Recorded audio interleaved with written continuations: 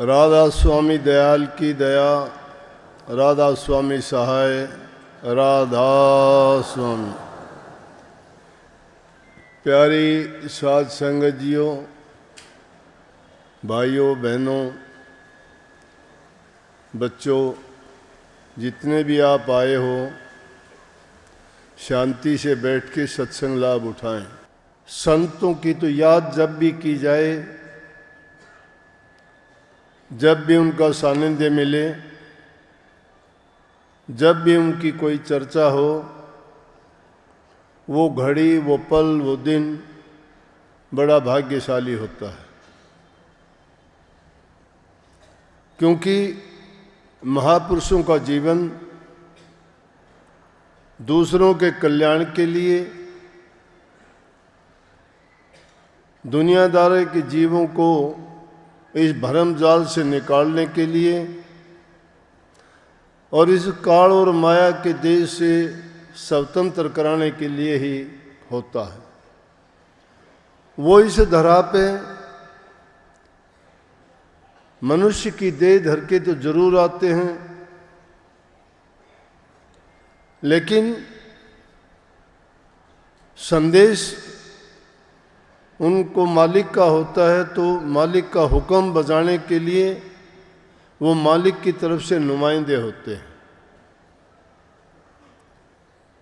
क्योंकि ये रूह जब से अपने घर से बिछड़ी है, काल और माया के देश में आई है, ये दुनियादारी के कर्म कांड में फंस के अपना निज घर भूल गई और उस निज घर के भूलने के कारण ये दंड भोगती है अपने कर्म का। कर्म चाहे अच्छे होते हैं फिर भी कर्म भोगना ही पड़ता है, कर्म बुरा होता है तो तकलीफ उठा के भोगना पड़ता है। कर्म तो कर्म ही है, कर्म फल इसके पीछे लगा हुआ है।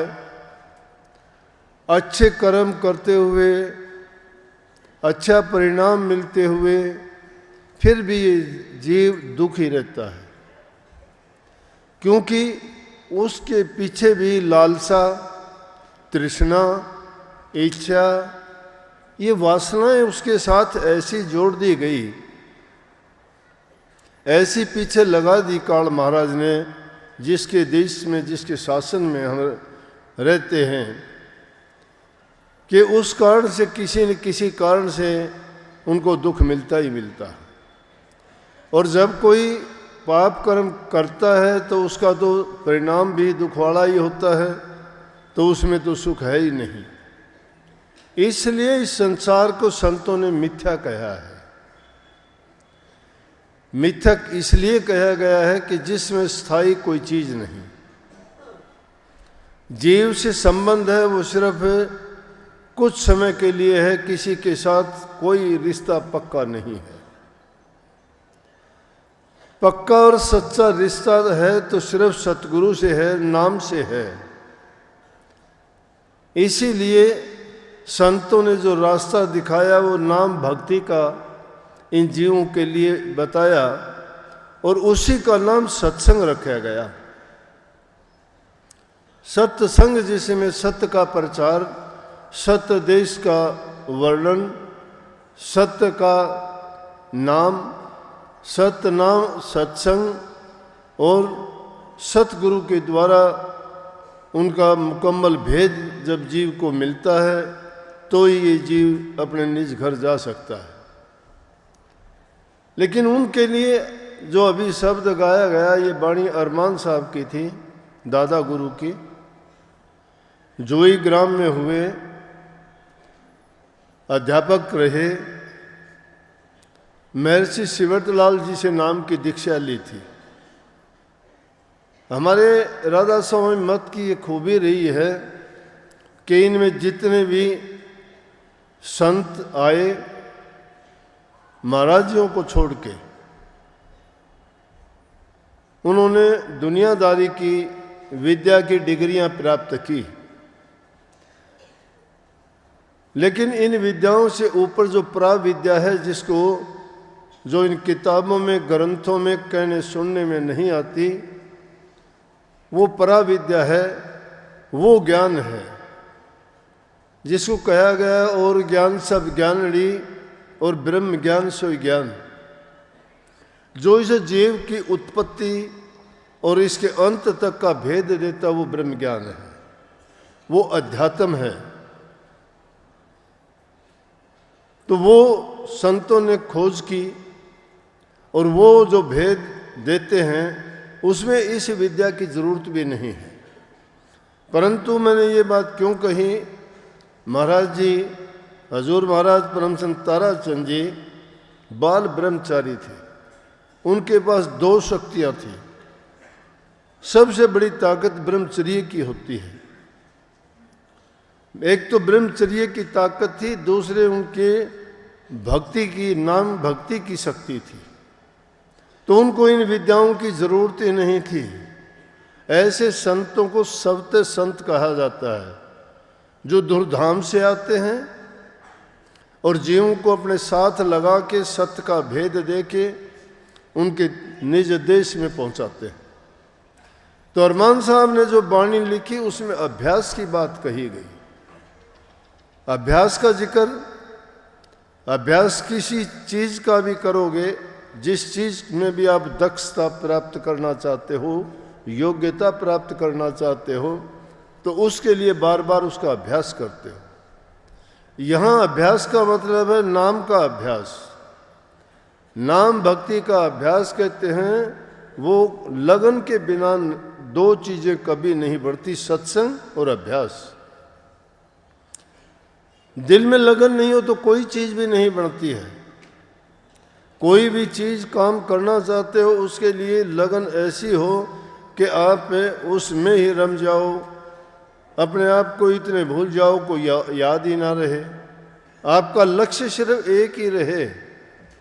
अब भगत लोगों के लिए कोई उनको पगला कह देता है, कोई मूर्ख कह देता है, कोई गालियां दे देता है, कोई कुछ कह देता है, लेकिन वो सब की हाँ भरते रहते हैं, बुरी भली सब की बातें सुनते रहते हैं, क्योंकि उनको परवाह नहीं है, बेपरवाही है। वो बेपरवाह इसलिए हो जाते हैं, वो जानते हैं कि दुनियादारी के जो लोग अज्ञानी हैं वो कुछ भी कह सकते हैं, उनका सोचने का दायरा बहुत छोटा है। इसी बात को एक स्त्री थी, उसका पति रूठ गया, पति रूठ के घर से निकल गया। अब स्त्री का पति रूठ जाए तो उसका जीवन तो अंधकारमय हो जाता है, कुछ नहीं रहता उसके पास। उसको पता लगा कि उसका पति रूठ के घर से चला गया है। वो उसको मनाने के लिए भागी उसके पीछे पीछे। उसको होश नहीं था, ना सिर पे चुन्नी ली, पैरों में जूती नहीं पहनी, और ऐसे ही जैसे पागलों की तरह से व्याकुल होके खोजने लगी, कहाँ गए, किधर गए। किसी ने बताया इस रास्ते गए। तो उस रास्ते पे जा रही थी, वहाँ एक मुल्ला जी कहो, मुसलमान भाई कहो, वो नमाज अदा कर रहे थे। और नमाज अदा जिस चीज़ पे करते हैं, जो एक कपड़ा बिछाते हैं, उसको मुसल्ला कहते हैं। उस मुसल्ले पे वो जब नमाज अदा कर रहे थे, नमाज अदा करना हो तो खुदा को याद करते हैं, अलग अलग तरीके हैं। पुराने ज़माने में घरों में भी बुज़ुर्ग आदमी बैठते थे तो कहते संध्या करता है। अब हम कहते हैं कि हम अभ्यास में बैठे हैं, ध्यान करते हैं। मुसलमान भाई वो नमाज अदा करते हैं, हम मंदिरों में पूजा पाठ करते हैं। मुसलमान भाई मस्जिदों में जाके बांग देते हैं। इसी तरह से वो नमाज अदा कर रहे थे, धार्मिक क्रिया है उनकी, खुदा को याद करना उस तरीके से। जब नमाज अदा कर रहे थे और वो भागी हुई गई, उसको ध्यान ही नहीं था कि रास्ते में कोई आदमी है, वो उसके मुसल्ले पे पैर रखती हुई चली गई। देख लिया उसने, बोलता कैसे कि नमाज अदा कर रहा था। वो थोड़ी दूर गई, अपने पति को मना के वापस ले आई। वापस लेके आई तो जब तक वो नमाज अदा कर चुका था, उसने उससे कहा कि आपको लज्जा नहीं आई? बोली किस बात की लज्जा आए मुझे, क्या गुनाह किया है मैंने? कहने लगे इससे बड़ा गुनाह क्या करेगी तू? मैं अल्लाह ताला की नमाज अदा कर रहा था और तूने मुसल्ले पे पैर रख के इसको आप नापाक कर दिया आपने, कि आपके पैर रखने से नापाक हो गया मुसल्ला, तो मेरी जो नमाज अदा की थी उसका कोई फ़ायदा नहीं है, आपने बहुत गलत काम किया है। जब खुदा के कार्य में कोई बाधा डालता है तो इससे बुरा काम और क्या होगा? बोले झूठी है तेरी नमाज। किसकी नमाज अदा करता था? अगर नमाज अदा करता तो तेरा ख्याल ध्यान कैसे पता लग गया कि मैं इस पर पैर रख के गई? अरे मैं एक अपने पति के रूठने के कारण मुझे होश आवाज़ सारे खो दिए थे, मुझे पता ही नहीं कहाँ तेरा मुसल्ला है, कहाँ तू नमाज अदा कर रहा है, मैं किस रास्ते जा रही हूँ। मुझे सिर्फ लगन ये थी कि मैं अपने पति को मना के लेके आऊँ, मेरी लगन उसी में थी, मुझे कुछ नहीं दिखाई दिया। इसके लिए आप मुझे कुछ भी कहो, मैंने जानबूझ के ऐसा नहीं किया, इसलिए मैं इसकी सजावार नहीं हूँ। लेकिन आप ये बताओ, पति राची सूझी नहीं तू राचा रहमान, कि एक पति के उसमें मैं इतनी बेहवास थी कि मुझे होश ही नहीं था, और आप तो खुदा की नमाज अदा कर रहे थे, आपको कैसे होश था? तो ये है लगन की बात, कि जब तक लगन नहीं होती इंसान की तो ना सत्संग होता है ना अभ्यास होता है। हम सभी आके सत्संग में बैठे हैं, कोई भी भूल चूक घर में किसी चीज़ को, कीमती चीज़ को भूल आए, घर को ताला नहीं लगाया, या कोई चीज़ ऐसी छोड़ दी है जिसके कारण हमें ये लगता है कि हम जाएंगे जब तक वो सही मिले या ना मिले, तो हमारी लगन किस चीज़ में, सत्संग में नहीं, उसकी चिंता रहेगी। मन में हमारे वो बात रहेगी, शारीरिक रूप से ज़रूर हम सत्संग में हाजिर हैं, लेकिन हमारा मन कहाँ होगा? हमारा मन तो उस चीज़ के लिए रहेगा, और कब सत्संग से छुट्टी हो, कब यहाँ से भागें, कब जाके देखें कि हमारा कोई नुकसान तो नहीं हुआ, वो चीज़ किसी ने उठा चुरा तो नहीं ली, क्या कोई और घर में चोरी आदि तो नहीं हो गई। इसलिए सत्संग में जब बैठते हैं तो हमें सब चीज़ों को भूल के हमारी दृष्टि, हमारा ख्याल, विचार सिर्फ जो है सत्संग वचनों पे होनी चाहिए। क्या पता किस घड़ी में कौन सी बात किसके काम आने वाली होती है। सारा सत्संग तो मानते हैं, इतने गौर करके नहीं सुनते होगे, बातें चाहे 1000 बार क्यों ना आपने सुनी हो, लेकिन कोई शुभ घड़ी ऐसी होती है जिसमें कही गई बात इंसान के जीवन को ही बदल के रख देती है, वो सब के लिए हो जाती है। उस बात पर अगर गौर करके देखे तो अगर सत्संग में आके हमने संसारी चीज़ों की ही अपने मन में कल्पना करते रहे, उसको याद करते रहे, अपने मन को उसी तरफ ले जाते रहे, तो शारीरिक रूप से बेशक यहाँ हैं, मानसिक रूप से हमने कोई फ़ायदा नहीं उठाया, मानसिक रूप से हम हाजिर नहीं हैं यहाँ। इसलिए अरमान साहब कहते हैं कि बिन लगन के सत्संग और अभ्यास दोनों नहीं। अभ्यास का भी यही है, जब हम ध्यान में बैठते हैं, कह के बैठते हैं आधा घंटा ध्यान में बैठूंगा, घड़ी की तरफ देखते रहते हैं, 10 मिनट बैठे नहीं, कपड़ा उठाया नहीं, आंखें खोल के देखा घड़ी में कि आधा घंटा हो नहीं गया, लेकिन 10 मिनट हुई हैं। अरे 10 मिनट हुई हैं, मैंने तो आधा घंटा बैठना था। तो किसका, घड़ी की सुइयां को गिनते रहे हम। जब ध्यान में बैठ ही गए हो तो पता ही नहीं। नानक साहब जिनके जयंती का जिक्र था, छोटी उम्र थी, पशु चराने के लिए जंगल में भेज दिया गया, पाड़ी का काम करते थे। जब पशुओं को चराने के लिए जंगल में गया, वहाँ जाके उनको छोड़ दिया, आप ध्यान में मस्त होके बैठ गए। मस्त सिर्फ आंखें बंद करने का नहीं, तो शुरुआत दौर में हम समझाते हैं कि आप अपने मन को डांटने के लिए, ख्यालात को रोकने के लिए और एकाग्र चित्त होने के लिए 3 बंद लगाया करो। लेकिन उनको 3 बंद लगाने की ज़रूरत नहीं है। जिसने अपने मन को काबू कर लिया है, अपने विचारों को थिर कर लिया है, वो तो जहाँ टिक गए तो टिक गए, उनके फिर भटकाव खत्म हो जाता है। जब विचारों का ठहराव आ जाता है, वही सच्ची और असली समझोगे भक्ति की लाइन है, वही ध्यान की अवस्था है। अब ध्यान ध्यान ध्यान ध्यान के हम रोज़ाना ढिंडोरा पीटते हैं, ध्यान तो हर चीज़ में लगाते हैं, सबका लगता है। किसी का बेटों में लगा हुआ है, किसी का अपने संपत्ति जायदाद में लगा हुआ है, किसी का मकान में लगा हुआ है, किसी का अपने कृषि काम में लगा हुआ है। जो कोई काम करता है, व्यापारी का व्यापार में है, किसान का खेती में है, विद्यार्थी का अपनी पढ़ाई में है। अरे तो अभ्यासी का तो ध्यान अभ्यास में होना चाहिए, भक्ति करने वाले का तो नाम में होना चाहिए।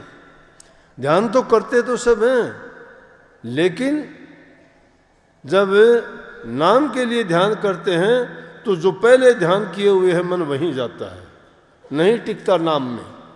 नाम में अगर ये टिकना शुरू हो जाए तो समझो वहीं से हमारा अज्ञान मिटना शुरू हो जाता है और हृदय में प्रकाश हो जाता है। आंखें बंद करने की ज़रूरत नहीं है, कुछ संभलने की ज़रूरत नहीं है, कुछ सोचने की ज़रूरत नहीं है। जब उसके चिंतन में आप बैठ गए तो उससे शक्तिशाली चीज़ है क्या, उससे प्यारी चीज़ क्या है प्रभु से? इसका मतलब उसको हमने कुछ माना ही नहीं है, उस शक्ति को हम समझे ही नहीं है। अगर समझ जाएंगे तो उसकी खोज के लिए जो निकले ना, उन्होंने सारी दुनियादारी की चीज़ों को अलविदा कह दिया। ना उन्होंने खाने पीने की कोई परवाह की, ना उन्होंने लत्ते कपड़ों की परवाह की, ना उन्होंने कहीं अपने ऐसे आराम की परवाह की। वो तो मस्ती में रहे अपने। उस नाम में जब रम गए तो रम गए। नानक साहब ने जाके खेत में पशुओं को छोड़ दिया और एक जगह बैठ के चिंतन करने लगे। पता ही नहीं पशु कहाँ गए, किसके खेत में कितना क्या नुकसान किया। पड़ोसियों ने आके उनको सामने, उनके पिताजी के सामने कहा कि आपका लड़का तो मूर्ख है, हमारे सब खेत उजाड़ दिए। कहने लगे, उसने जब पूछा कि अरे नानक ये क्या किया तूने? कालू राम जी उनके पिताजी थे, बोले कि क्या किया, कि इनके खेत क्यों उजाड़ दिए? बोला मैंने तो किसी के नहीं। बोला कि आपके जो चराने के लिए गया था उनके खेतों में चर के आए, सब बर्बाद कर दिया। कहने लगे झूठ बोलता है। बोला कि चलो आपको दिखाते हैं। उनके पिताजी को ले जाके दिखाया तो खेत उसी तरह से लहरा रहे थे और वो सब झूठे हो गए। अरे जब उसे सर्वशक्ति मान के ध्यान में जब लगते हो, वो किसी की उधार नहीं रखता। हमारे विश्वास डगमगाया हुआ है। हमने अपना मन, अपने ख्यालात, अपनी सोच, अपना सब कुछ दुनियादारियों को दे रखा है। ऊट पटांग चीज़ों में हमने अपने ख्याल जोड़ रखे हैं, प्रभु में तो ख्याल जोड़ा ही नहीं। अगर उसमें हम ख्याल जोड़ देंगे, वो किसी का कर्ज रखता नहीं है, वो तो उसको वैसा ही फल देता है जैसा कर्म करता है। अब जब अभ्यास करते हो तो ये गौर करना चाहिए, ध्यान करना चाहिए, वही हमारे जीवन के सुधार की रूपरेखा है। अब दिमाग में तो दूसरी चीज़ें भरी हुई हैं, जिस चीज़ का जैसा ख्याल करोगे वैसा ही होगा। माया में करोगे माया का ख्याल हो जाएगा, त्याग का करोगे त्यागी बन जाओगे। अरे हमसे अच्छे तो वो लोग हैं जो इन चीज़ों का नाटक करते हैं, ड्रामा करते हैं। वो लोग दिखावे के लिए भेष धारते हैं, लेकिन उसके साथ अन्याय नहीं करते, न्याय करते हैं। किस तरह से न्याय करते हैं कि एक बार एक बहुरूपिया था, वो अनेक रूप बना के घूमता था। जैसे अब भी गाँव में कई बार आते हैं, कभी शिव जी का रूप बना लिया, कभी हनुमान का बना लिया, कभी और राक्षस का बना लिया, कभी पागल का बना लिया। वो ऐसे उसी तरह का अपना कपड़े या लत्ते उनको पहनते हैं, वैसा ही लिबास पहन के अपने चेहरे पे ऊट पटांग सी चीज़ें। राक्षस का हो तो राक्षस जैसी, देवता का हो तो देवता जैसी, पुलिस का हो तो पुलिस जैसी, चोर का हो तो चोर और डकैत जैसी, वैसे ही वेशभूषा, वैसे ही सारे क्रियाकलाप करते हैं और देखने में भी असली लगते हैं। एक बार एक जाके राजा से कहने लगा, उसका काम चला नहीं। राजा साहब से गुहार लगाई कि जी मेरा काम नहीं चलता है, खाने पीने के लिए मेरे पास कुछ भी नहीं है। तो राजा लोग अपनी प्रजा की संभाल करते हैं। राजा उन्हीं को कहते थे, अपनी प्रजा को हर प्रकार की जो सहायता करते थे, वो दयालु, कृपालु और बड़े लोगों के उपकार करने वाले राजा को बड़ो इज्जत और सम्मान मिलता था। क्यों? वो प्रजा की भलाई के काम करते थे। राजा ने देखा गरीब आदमी है, कहने लगा भाई तू काम क्या करता है? बोला जी मैं तो बहुरूपिया हूँ। ने बोला तो भाई मुझे भी बहुरूपिया तो कोई सांग दिखा। बोला जी किस चीज़ का सांग दिखाऊं? कहने लगा कि महात्मा का तू मेरे को बना के दिखा। कहने लगे जी ठीक है, मैं महात्मा का रूप धार के और आपको दिखाऊंगा कभी मौका लगेगा तो। राजा ने उसको कुछ दे के विदा किया। राजा से वायदा किया था, कुछ दिन के बाद उसने क्या सोचा, महात्मा का रूप बनाया।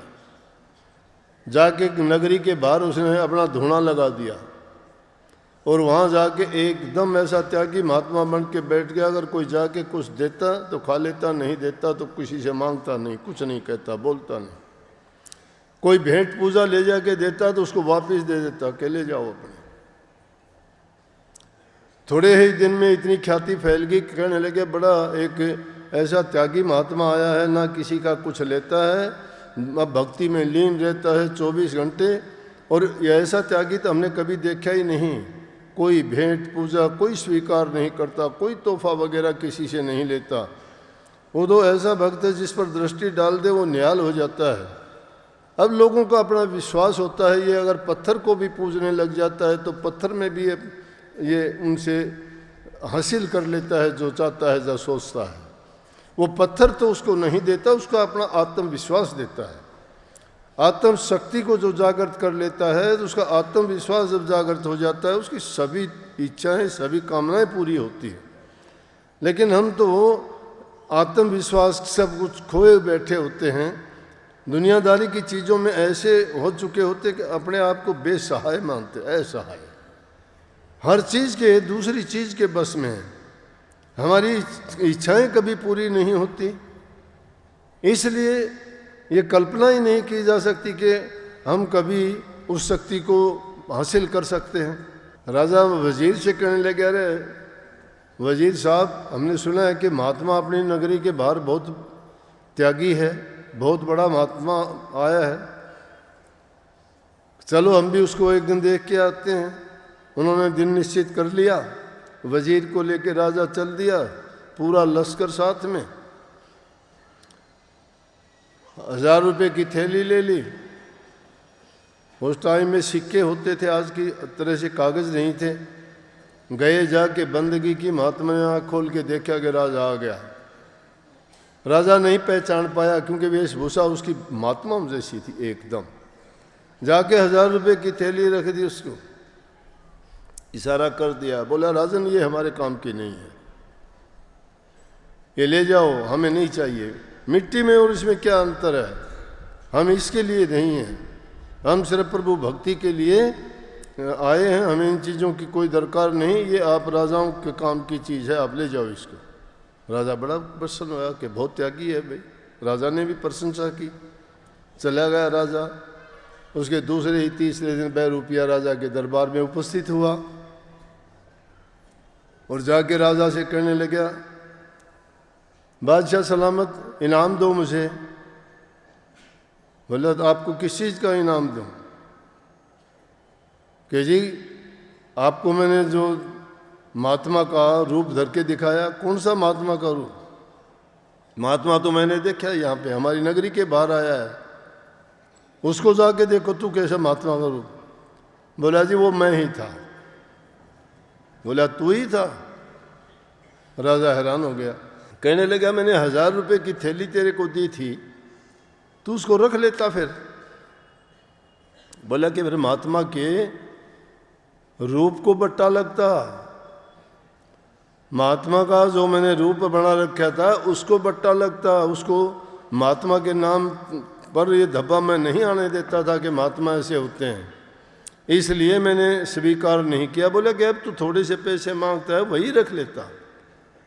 बोला नहीं, इसलिए जो त्याग करते हैं और प्रभु का नकली रूप भी धरते हैं, उनकी भी संभाल जब होती है और हम वास्तव में उसकी भक्ति करते हैं, ढोंग करते हैं कि हम नाम का अभ्यास करते हैं, सुनी सुनाई बातों का जिक्र करते हैं, थकते ही नहीं।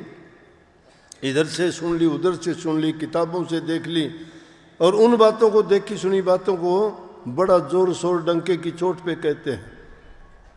करनी करते नहीं, बिना करनी के उन चीज़ों को कैसे, मिथ्या बातों को हम परोसते हैं, उन बातों का असर कैसे होगा।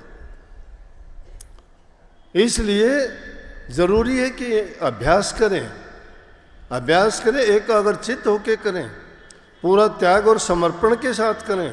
और उनके साथ सबसे ज़रूरी चीज़ जो है वो है गुरु को समर्पित हो जाना। गुरु को समर्पित हुए बिना आज तक दुनिया में कोई भी कामयाब नहीं हुआ। रामकृष्ण भी 3 लोक के धनी होते हुए उनको भी गुरु धारण करने पड़े थे, चाहे वो 3 लोक के धनी थे, अवतारी पुरुष थे, अनेक प्रकार की शक्तियाँ 16 कला भरपूर आए, लेकिन फिर भी गुरु धारण करना पड़ा। तो बात थी यहाँ कि आदमी जब ध्यान में अभ्यास में बैठता है तो कैसे विचलित हो जाता है। विचलित करने वाली संसार की जो चीज़ें हैं वो माया द्वारा रचित हैं, और माया और छाया एक जैसी होती है। माया कहीं रुकती नहीं, छाया कहीं नहीं रुकती है। अब छाया के पीछे हम भागते हैं। दर्पण में आप देखो, आपको मुंह दिखाई देगा, आपका रूप दिखाई देगा, और भी चीज़ आसपास की होंगी उस दर्पण में दिखाई देंगी, तो क्या उन चीज़ों को आप पकड़ सकोगे? ऊँची दृष्टि वहाँ से हटाई तो हट जाएगी, वो है ही नहीं पकड़ने वाली। ये रूप है उस छाया का और उस माया का। ये माया उसी प्रकार से है जिसको पकड़ने के लिए तो भागे भागे फिरते हैं, लेकिन वो मिलती नहीं है, वो असली नहीं है, वो नकली रूप है। असल रूप तो संतों की भक्ति में है, नाम भक्ति में है। सच्चे मन से जो करते हैं, दुनियादारी के पद प्रतिष्ठा मिल जाएंगे, धन दौलत मिल जाएगी, ये तो माया का तो ऐसा है कि जिस प्रकार से कही गई है न कि उसमें तो इतनी शक्ति है, वो मिलते ही पागल बढ़ा देती है। कनक कनक ते 100 गुणी मादकता अधिकाए, वह खाए बोरात और वो पाए बोरात। कनक सोने को कहते हैं, धन दौलत को कहते हैं, कनक धतूरे को भी कहते हैं। धतूरा नशा करता है, लेकिन कहते हैं कि धतूरे से भी ज़्यादा नशा तो माया का होता है। और वो माया का नशा कैसा होता है कि मिलते ही पागल हो जाता है। धतूरा का तो पान करना पीना पड़ता है, जब कहीं जाके अंदर में असर करता है, और वो तो जो ही हाथ में आती है, मिलती है, उसी टाइम से उसको बस डामाडोल कर देती है। उस माया का खेल और रूप यही है। आदमी अहंकारी हो जाता है, उसको ये होश ही नहीं रहता मैं क्या करता हूँ। वो फिर वो प्रभु की भक्ति के नज़दीक कैसे जा सकता है। एक किसी अमीर घर में कोई काम करती थी औरत, तो उस सेठ कहो, उस सेठ के घर में औरत थी, उसने उस नौकरानी को, काम करने वाली को कहा, कहने लगी बेटी जवान हो गई है, कोई ना कोई आप और घरों में भी काम करने जाती हो, कोई लड़की के लिए योग्य वर देखना। बहन, औरतों की आदत होती है आपस में जब मिलती हैं तो अपनी बातें होती हैं वो आपस में कर लेती हैं। कहने लगी आप कई दूसरे घरों में भी जाती हो, अगर हमारी लड़की के योग्य कोई वर हो तो आप तलाश करके बताना। तो वो कहने लगी सोच के, उसी के आंगन में खड़े खड़े कहने लगी, बहन मेरा ही लड़का जवान है, उसके साथ आप लड़की का शादी कर दो। बोले तेरी ये हिम्मत, हम अमीर आदमी, तेरी क्या औकात है कि हमारी लड़की के साथ शादी।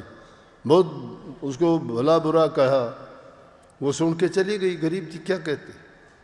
लेकिन जब उसका घर वाला आया तो वो बड़बड़ाती हुई मिली। बोला क्या बात है आज?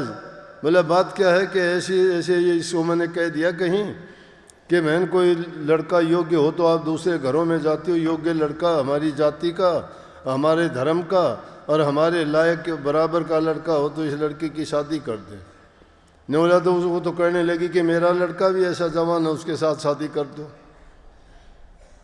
आदमी बड़ा समझदार था, कहने लगा कि जब तुम ये बात कर रही थी तो कहाँ खड़ी थी वो, तुम कहाँ खड़े थे? तो आंगन में एक पेड़ था, कहने लगा इस पेड़ की छाया में हम खड़े थे। बोले जगह बताओ मुझे। जाके जगह बताई, कहने लगा इस भूमि के अंदर माया दबी हुई है, बिना माया के ऐसी अहंकारी बात कोई कह नहीं सकता। वो गरीब, उसकी औकात नहीं है। ज़मीन को खोदा गया तो वहाँ जब देखा तो वहाँ उनको धन दबा हुआ मिला।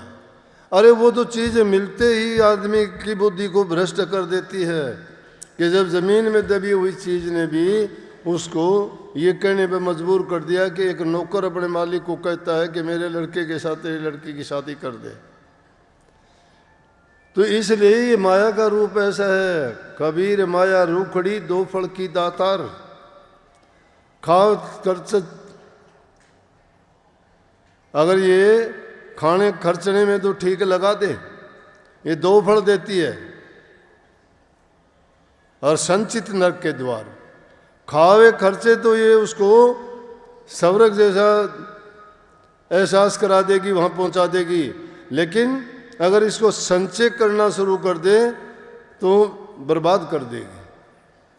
खावन खर्चन की भी बात है। खाने खर्चे में बड़ा अंतरा, और मन में देख विचार, एक खिलावे साथ को और एक मिलावे छार। खाने खर्चने में भी बड़ा अंतर है। किसके पास है वो अपना अपना भरता है, बाकी का यहीं छोड़ के जाना, साथ किसी के जाना ही नहीं। यहीं छोड़ के जाना है, जो चीज़ यहीं छोड़ के जानी है, उनके लिए इतने बेताब क्यों? उनको दबा दबा के क्यों रखते हो? किस काम आएंगे? नानक साहब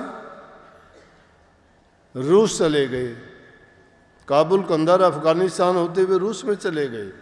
रूस में कारो नाम का राजा था। जब उसने जाके देखा तो वहाँ लोग तराई तराई कर रहे, राजा के बारे में उल्ट सुल्ट बोलने लग रहे थे। नानक साहब ने क्या कहा? नानक साहब भी उनकी बात सुन के कि राजा बड़ा क्रूर है, बड़ा वो लोगों को परेशान करता है, प्रजा को तंग करता है। नानक साहब ने भी कहने लगा कि राजा तेरा नाश हो, तू बहुत दुष्ट आदमी है, तू बुरा है, तू प्रजा का हित नहीं करता।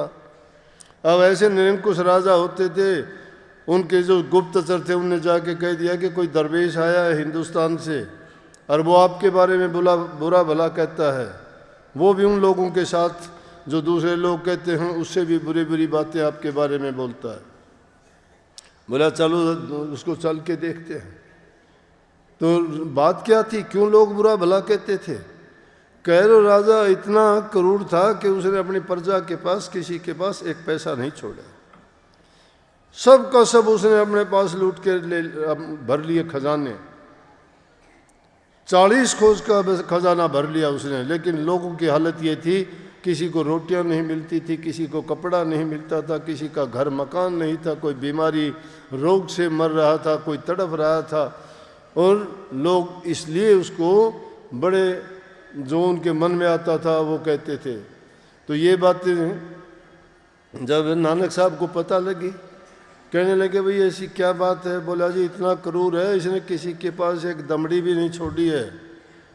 और यहाँ तक कि फिर एक कहानी सुनाई कि उसने डोंडी भी पिटवा दी कि कोई अगर एक सिक्का भी दे देगा तो मैं अपनी लड़की की शादी उसके साथ कर दूंगा। अब एक नादान बच्चा था, उसका पिता था नहीं। वो अपनी माँ से कहने लगा कि इस तरह से राजा की लड़की बहुत सुंदर है, राजा ने ये कंडीशन लगाई है कि मुझे एक पैसा चाहिए, एक पैसा मुझे मिल जाएगा तो मैं उसकी लड़की से शादी करूंगा ले जाके। वो माँ जानती थी, बोला कि बड़ा राजा दुष्ट है, अच्छा नहीं है, ये तेरे से पैसा भी ले लेगा और तेरी पिटाई भी करेगा और धक्के दे के तुम्हें वहाँ से निकाल देगा, कहाँ की शादी करेगा। इसने किसी के पास कुछ नहीं छोड़ा। बोला मुझे नहीं पता, मुझे पैसा चाहिए। अब ये 3 हट होते हैं, बाल हट, तिरिया हट और राज हट। ये हट कर लेते हैं तो अपना हट पूरा करके मानते हैं चाहे दुनिया उल्ट पुल्ट हो जाए। राजा हट कर लेगा चाहे सब कुछ बर्बाद हो जाए, करेगा। देखे होंगे हट के, कोई जुए में हार गया, कोई लड़ाई करके बर्बाद हो गया, कोई धर्म पराधिक होकर ने अपने सब कुछ बर्बाद किया। राजा के हट थे। तिरिया का हट भी देखा होगा, कहा कि मैं जो से अपने केसों को उसके खून से ही धोऊंगी दुश्मन के, वो हट था।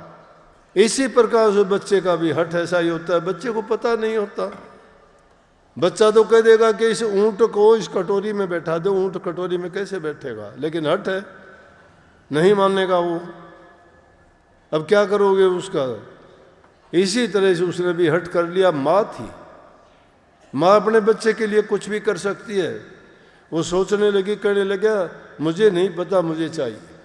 बोला बेटा जब तेरे पिता गुजरे तो कब्र में रखा गया था एक सिक्का, वो मैं निकाल के लेके देती हूँ। वो उसको दे दिया गया, लेके गया, जाके राजा को दे के कहने लगा ये लो। बोला कहाँ से लाया?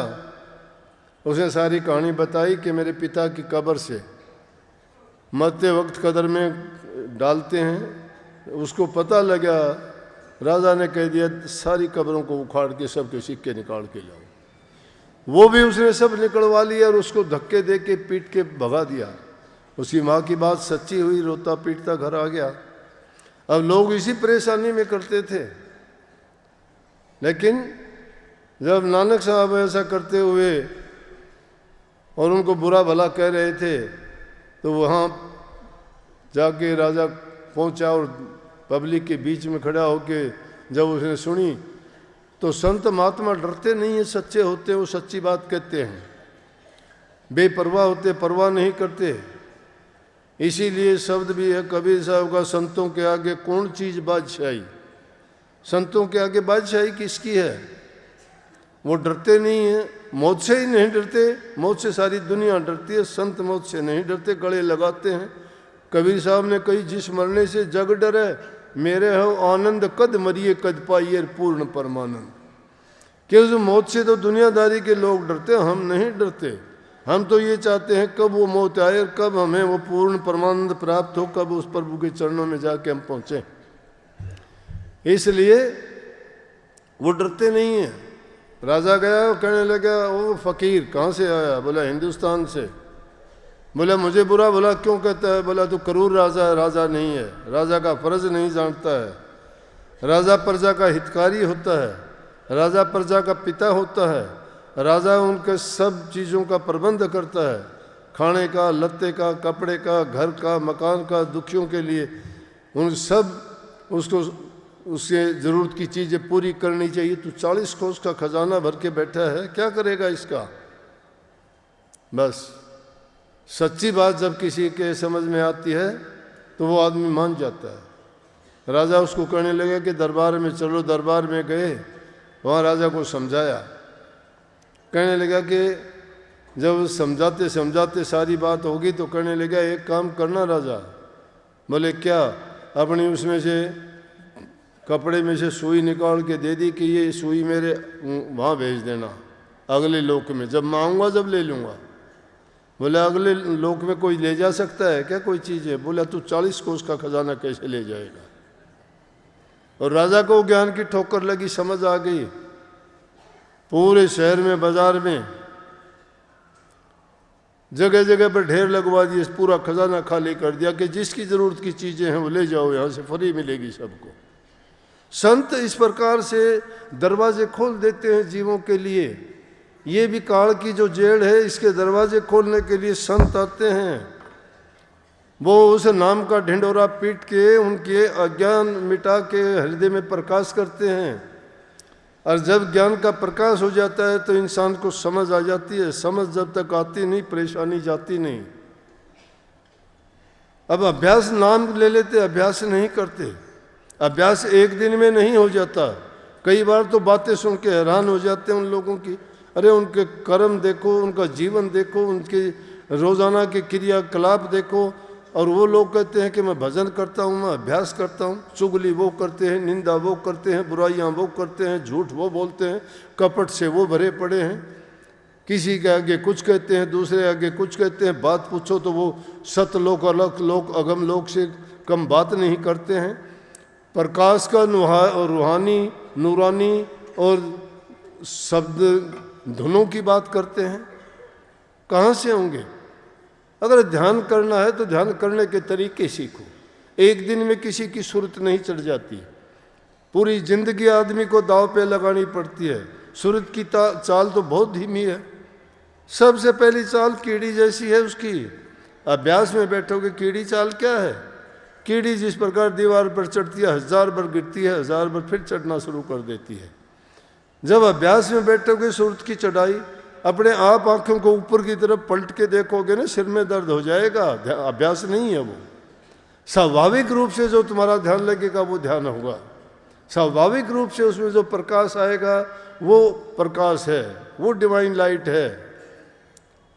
वो जब कैसा होगा, बार बार गिरोगे, बार बार उस कीड़ी की तरह से, जब वो अगली मंजिल त्रिकुटी के पास जब पहुंचेगी तो उसकी मकड़ी जैसी चाल हो जाएगी। मकड़ी अपने मुंह से तार छोड़ती है, जाड़ा बना देती है, और उसी तार को पकड़ के जहाँ जाना चाहती है वही चली जाती है।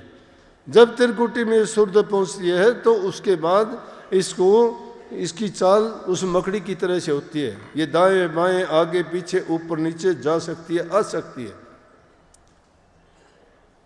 एक दिन में कैसे हो जाएगा ये काम? संतों ने अपने जीवन को इसी काम के लिए पूर्ण त्याग करके, एक प्रकार की आहुति दे के अपने जीवन की, तब इन चीज़ों को हासिल किया, जब प्राप्त किया। और फिर उसके बाद दूसरे मछली की चाल होती है। मछली की चाल होती है उल्ट चढ़ाई, पानी में सीधे भी तैर सकती है और उल्टी भी तैर सकती है। शब्द की डोर के बिना चढ़ नहीं सकती। ये शब्द से ही नीचे उतरी है, शब्द डोर पकड़ के, शब्द डोर को ही पकड़ के ऊपर चढ़ेगी। उन आध्यात्मिक मंडलों में वो डोर जब ऊपर चढ़ती जाएगी तो मछली की चाल हो जाएगी, आगे वो ऊपर भी जाएगी, नीचे भी आ जाएगी। लेकिन चौथी चाल जो होगी वो विहंगम चाल होगी, जिसकी आप लोग साधारण रूप में बात कह देते हो, मेरी सूरज चढ़ गई जी, अब मेरा ध्यान नहीं लगता जी। अरे क्यों झूठ बोलते हो? ध्यान एक बार लग गया तो उसका कैसे हट जाएगा दोबारा? ध्यान जिसका लग गया तो लग गया। जिसने एक बार डिग्री प्राप्त कर ली तो डिग्री तो उसको हासिल होगी। वो रोज किताब उठा उठा के नहीं पढ़ाता किसी को, उसको कंठस्थ है वो। जब अभ्यास तुम्हारा पूरा कर आपने लिया तो पलक मारने की देरी सुभान कुदरत तेरी। फिर तो पलक लगी तो ही उन मंजिलों को पार करते चले जाओगे। ये बच्चों का खेल तमाशा तो है नहीं, लेकिन हाँ ये एक बहुत बड़ी बात है कि हम अपनी बुराइयों से निजात पा लें, नशे विषय विकारों से बच जाएं। आज जिस हालात में हमारे नौजवान बच्चे जिस नशे की चपेट में आके कैसे कैसे नौजवान जीवन बर्बाद होते देखते हैं। आज ही सुबह में 5 बजे खेत में जा रहा था, एक लड़का वो पैंट पजामा घुटन तक का उसने कर रखा, दोनों हाथ जेब में डाल रखे, पीछे से ट्रक आ रहा है, वो ट्रक के आगे आगे चलता है। ट्रक वाला बेचारा क्या करे, हॉर्न देता है, हटे नहीं, मरना मंजूर है उसको, नहीं हटता। क्यों? नशे में है, पता ही नहीं। जिंदगियां बर्बाद होती हैं। संत मत में हम पहली चीज कहते हैं नशा सबसे बुरी चीज है। हुक्का बीड़ी पान तंबाकू तक का नेम कराते हैं। आप लोगों ने छोड़ा, बहुत बड़ी बात है। मांस मिट्टी मछली दूसरे जीव को सताना बहुत बड़ा पाप है।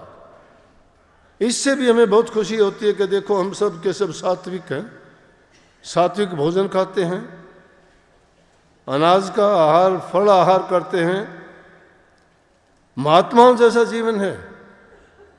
तीसरी चीज है उससे अब बचना कठिन है, चोरी करना नहीं छोड़ते, चाहे वो करते हैं सुई की,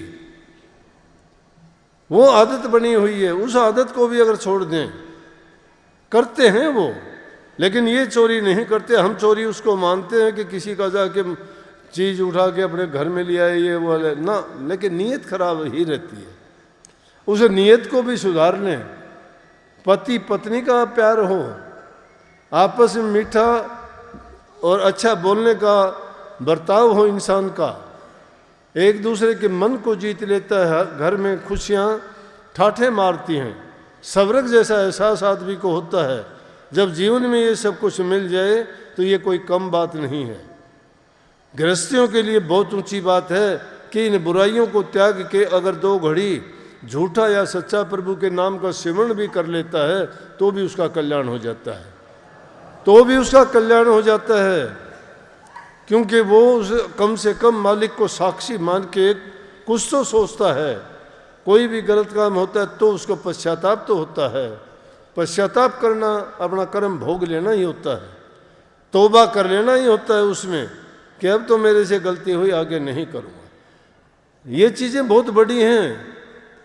ये चीज़ें भी हमने अगर छोड़ दी तो बहुत अच्छा किया, लेकिन उसके साथ साथ हमें ये चीज़ें नहीं भूलनी चाहिए कि हमारा कल्याण तो नाम भक्ति से ही होगा। सारी चीज़ों को करते हुए दुनियादारी के काम करो, ज़रूरी है करने। हमारे सिर कर्ज है, उनका कर्ज को फ़र्ज मान के पूरा करो। वो फ़र्ज पूरा करना है, लेकिन कर्ज की मर्ज जब तक बनी रहेगी तो तुम्हारा फ़र्ज पूरा नहीं हो सकता। वो फ़र्ज पूरा करो पहले। फ़र्ज पूरा करते रहोगे, साथ साथ तुम्हारे कर्म भी धुलते रहेंगे, आगे के लिए जीवन भी आपका अच्छा बनता रहेगा। और धीरे धीरे करके आप अपने जीवन को इसी जीवन में अपने जो उद्देश्य के लिए मनुष्य का चोला मिला उसको पूरा कर जाएंगे। परंतु हम भूल जाते हैं, थोड़े समय के लिए याद आता है, दुख दर्द पीड़ा होती है तो हमें प्रभु याद आता है, हमारे देव याद आते हैं, हमारे इष्ट याद आते हैं, फिर तो भागे जाते हैं। लेकिन सुख में हम किसी को याद नहीं करते। सुख में तो हम सब कुछ हम ही हो जाते हैं कि मैं जो करता हूँ वही सही है। नहीं, महापुरुषों की बातों को याद किया करो। मालिक की रजा में रहना राजी, कि मालिक जो करता है वो कभी गलत नहीं करता, वो सही करता है। हमारे लिए उसने जो लेख लिखे हैं वो हमारे किए हुए कर्म का ही परिणाम है, नया कुछ भी नहीं है। वैसे तो अगर कहो तो वाणी आई है कि सगरी दुनिया का राजा दुखिया, हरि का नाम जपत भय सुखिया, लाख करोड़ी बंधन पड़े, हरि का नाम जपत निस्तरे। हरि का नाम जपत निस्तरे। सगड़ी सृष्टि का राजा दुखिया, सारी सृष्टि का भी अगर कोई राजा बन जाए, सारा सब कुछ मिल जाए तो भी वो दुखिया रहेगा, सुख नहीं है। हरि का नाम जपत भय सुखिया। जो हरि का नाम भजने वाले हों वो सुखी हैं। चाह ना इंसान कितनी भी बढ़ा लो, बढ़ती चली जाएंगी, कम नहीं होती हैं चाह। लेकिन जिस चाह को चाह से चाह नहीं, उस चाह को चाह में छोड़ दे। जिस राह को राह से राह नहीं, उस राह को राह में छोड़ दे।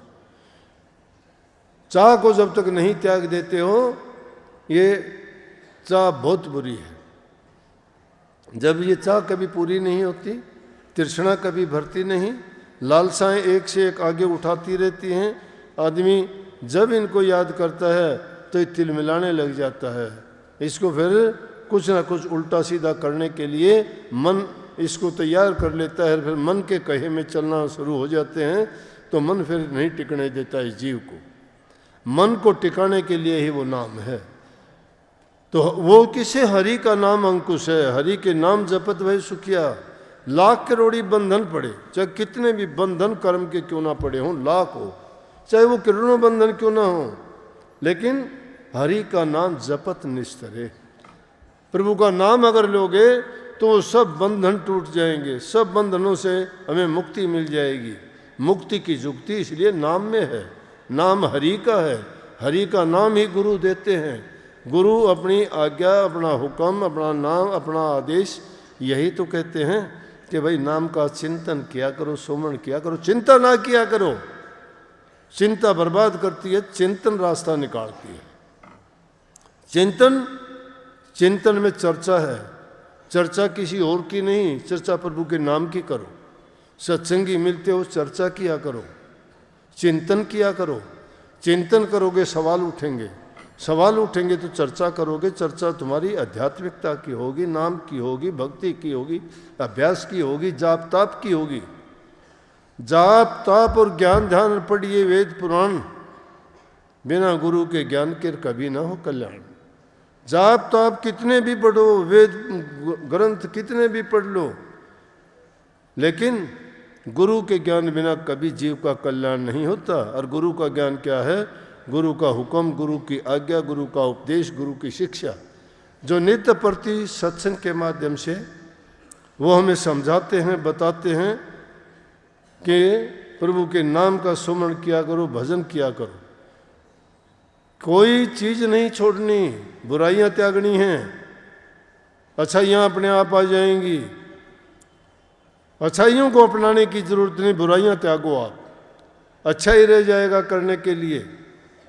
और जब अच्छा होगा तो तभी आदमी को प्रभु का नाम याद आएगा। वो, क्योंकि वो अच्छाइयों में है, बुराइयों में नहीं। बुराइयों में तो राक्षसों का काम है। इसलिए नाम हर चीज़ को पवित्र करने वाला है, हर व्याधि का इलाज है, हमें सर्व सुख देने वाला है। तन के, मन के, धन के, दुनियादारी के सभी सुख वैभव आराम नाम में ही हैं। जिसके पल्ले नाम है उसके हैं सब सिद्ध, हाथ जोड़ खड़े रहें 8 सिद्ध 9 निध। 8 सिद्धियाँ 9 निधियाँ उनके सामने हाथ बांधे खड़ी रहती हैं जिसके पल्ले नाम होता है। जिसके पल्ले नाम वही दुनिया में धनवान। बाकी की चीज़ें ये दुनिया की मिट्टी है। उस मिट्टी को कितना इकट्ठा करो, मिट्टी को छोड़ के जाओगे। नाम भक्ति ही हमारा अंत साथ देने वाली है। महापुरुषों ने सब ने उसी का प्रचार किया है, चाहे वो दादू हो, चाहे पलटू हो, चाहे कबीर हो, चाहे वो राधा स्वामी दयाल हो, चाहे अरमान साहब या हजूर संत ताराचंद महाराज हों। सब ने उस नाम की महिमा गाई है, सत्संग की महिमा गाई है। तो इसलिए उस नाम को कभी ना भूलो, नाम को याद रखो, उसी में हमारा कल्याण, उसी में हमारी राधा।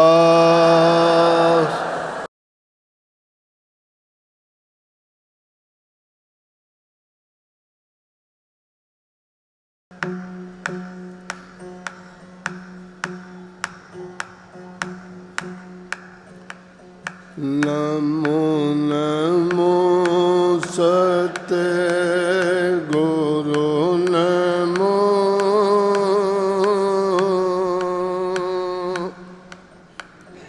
नमन करूं जी हर बार। चरण कमल में राखियो,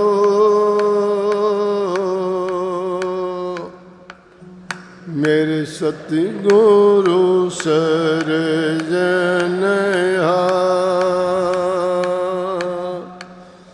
हाथ जोड़े करूं विनती, शरण निवासी।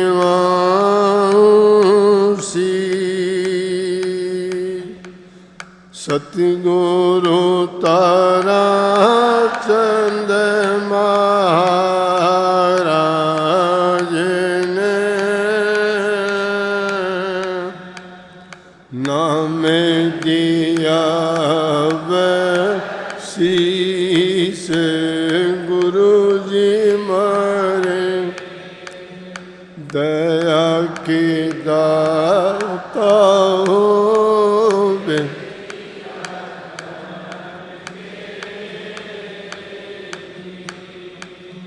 मैं अपराधी जन्म का,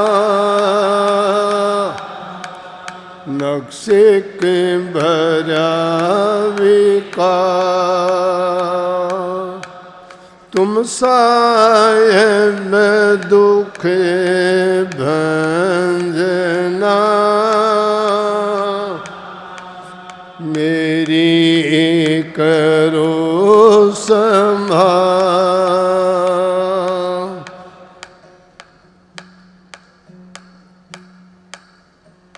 सतगुरु थारे चरणों की दाता, चरणों की गर धूल जो मिल जाए, सच कहता हूँ दाता, सच कहता हूँ मालिक। किस्मत ही बदल जाए, सतगुरु थारे चरणों दाता।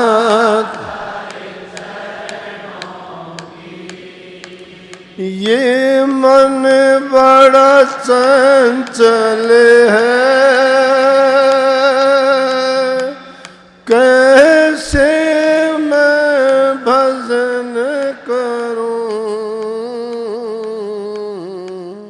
ये मन बड़ा चंचल है, कैसे मैं भजन करूं, जितना इसे समझाऊं, जितना इसे समझाऊं, उतना ही मचल जाए सतगुरु था चरणों की दाता। गर धूल जो मिल जाए सच कहूं दाता, सच कहता हूँ मालिक, किस्मत ही बदल जाए सतगुरु।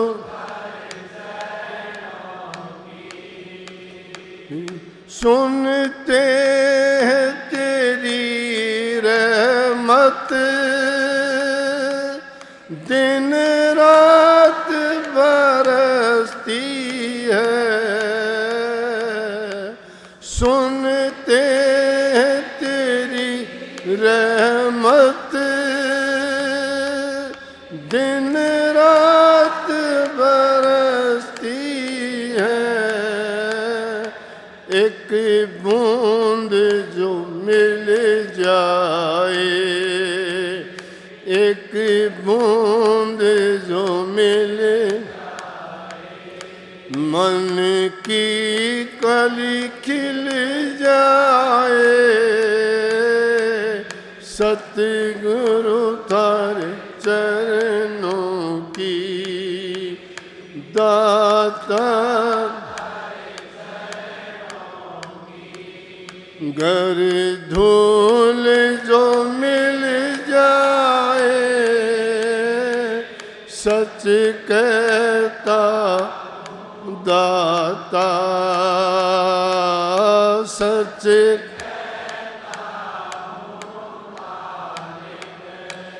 किस्मत ही बदल जाए सतगुरु थारे। नजरों से गिराना ना चाहे लाख सजा देना,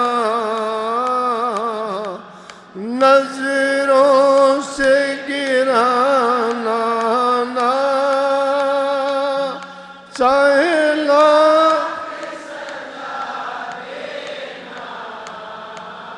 नजरों से जो गिर जाए,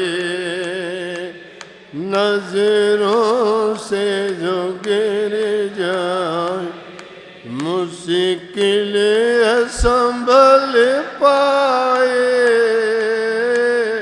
सतगुरु थारे की दाता।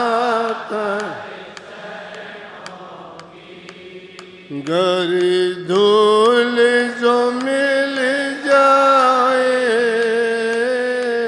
सच कहूँ मालिक, सच कहता हूँ दाता, किस्मत ही बदल जाए सतगुरु। बस एक तमन्ना है जब दर पे आऊं मैं, बस एक तमन्ना है जब दर पे आऊं मैं, सामने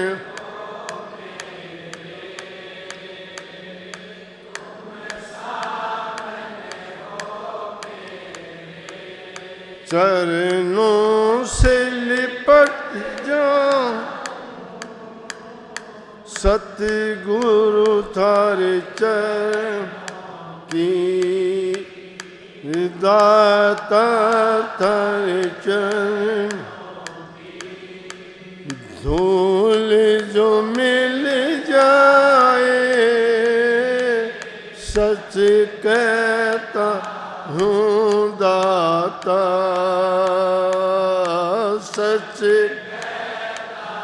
हूँ मालिक, किस्मत ही बदल जाए सतगुरु थारे चरणों की, दाता थारे चरणों की, सतगुरु थारे चरण